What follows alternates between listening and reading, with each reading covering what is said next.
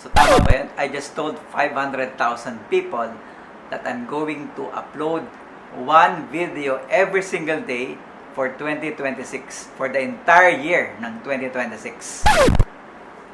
What have I done?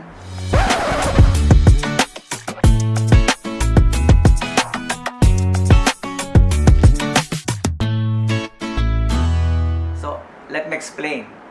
Dr. J po, ang inyong internist and cardiologist. And right now, meron tayong 500,000 subscribers na naniniwala sa ating channel at nagtatanong ng kanilang mga medical or health questions. At may nakikita ako sa clinic almost every day na could have prevented, naiwasan sana natin na mag-develop sila ng stroke, naiwasan natin sila mag-develop ng heart attack, naiwasan natin silang mag-develop ng diabetes. Kung alam lang nila na may channel pala si Dr. J, may TikTok pala si TikTok. So kung kaya nating tulungan ng 500,000 people, why not 1 million ang tulungan natin para maging healthy ngayong 2026? So ang sabi nila, sisiraan na yata ng ulo si Dr. J. Tama ba yung narinig namin? Mag-upload siya ng almost every day.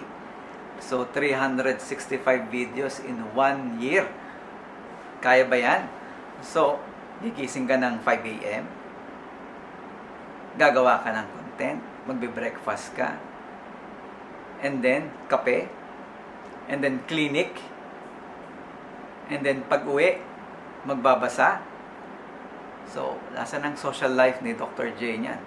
Kakayanin ba niya? So, Tuesday, ganun pa rin. Wednesday, Thursday, Friday. Saturday, Linggo, pahinga? No, hindi. Kailangan gumawa pa rin ng content. So, babawiin ko na yata. Kaya-kaya ni Dr. J yan na more than 300 videos in 1 year. Nako, sige nga, that's the challenge. So, real talk tayo. Last December, meron akong patient na nagkaroon ng heart attack. And eventually, buti na lang, naka-recover siya sa kanyang heart attack. Ang sabi niya sa akin, kung alam ko lang, Doc, na ito yung magiging sakit ko, and naiwasan ko sana yung mga bawal sa akin.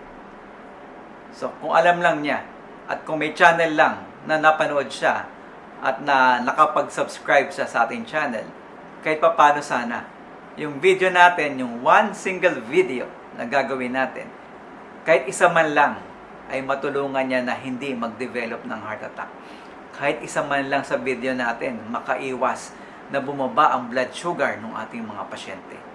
Kahit isa man lang sa video natin ay makaiwas, makatulong na mag-develop ng stroke sa isang tao, ay malaking bagay na po yan sa ating channel. Kaya yung ating 1 million, road to 1 million subscribers, by doing 300 videos in 1 year, malaking bagay po yan kung ito yung makakatulong sa inyong health condition. So, 365 days in 1 year, more than 300 videos, so kakayanin yan ni Dr. J.